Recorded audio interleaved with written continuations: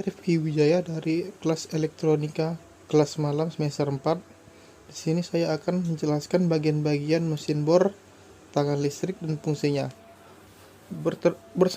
Terdiri dari banyak macamnya. Terdiri dari bor tangan yang menggunakan baterai, bor tangan yang menggunakan listrik, dan bor tetap yang besar itu, yang untuk mengebor sesuatu yang berat dan tebal. Tetapi di sini saya akan menjelaskan bagian mesin bor tangan listrik.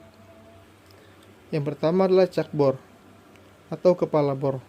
Cak bor adalah bagian pada mesin bor tangan yang berada paling ujung sebagai tempat dudukan mata bor. Cak bor atau kepala bor ini merupakan rongga seperti mulut yang dapat membuka dan menutup yang digerakkan oleh kunci bor. Cak bor tersendiri memiliki banyak macamnya. Dan yang kedua adalah roda gigi penghubung. Roda gigi penghubung merupakan bagian mesin bor yang berfungsi sebagai penghubung antara bagian elektrik dan kepala bor. Roda gigi penghubung ini akan berputar mengikuti putaran rotor ketika mesin bor tangan dihidupkan. Ini seperti untuk pengunci sebagai cak bor tadi. Tapi ini untuk mengikuti putaran rotor. Misalnya rotor berputar sebelah kiri, maka roda gigi penghubung ini pun akan berputar sebelah kiri juga.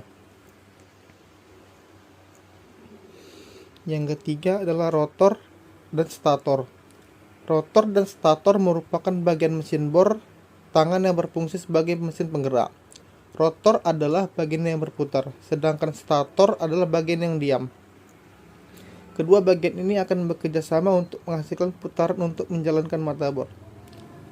Seperti sebelumnya, rotor adalah untuk menggerakkan mata bor tersebut, dan yang ini roda gigi adalah untuk mengikuti pergerakan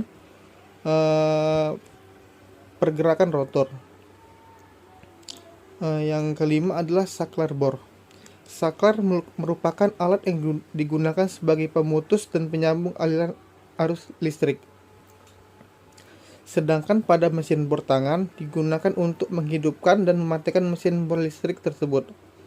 Saklar pada mesin bor tangan biasanya dilengkapi dengan tuas pengatur putaran arah, dan ada juga yang dilengkapi dengan speed control yang berfungsi sebagai mengatur cepat lambatnya putaran mesin bor tangan.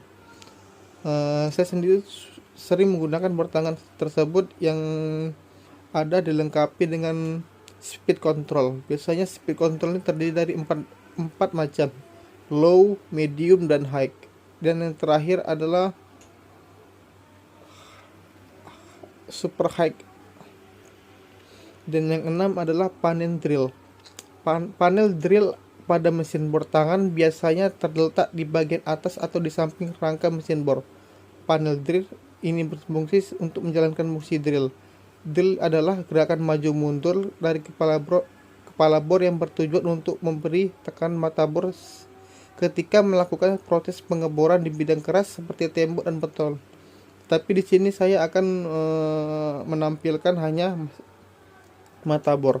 Mata bor ini memiliki banyak macam bentuknya sesuai dengan keinginan atau kebutuhan pada bor tangan tersebut.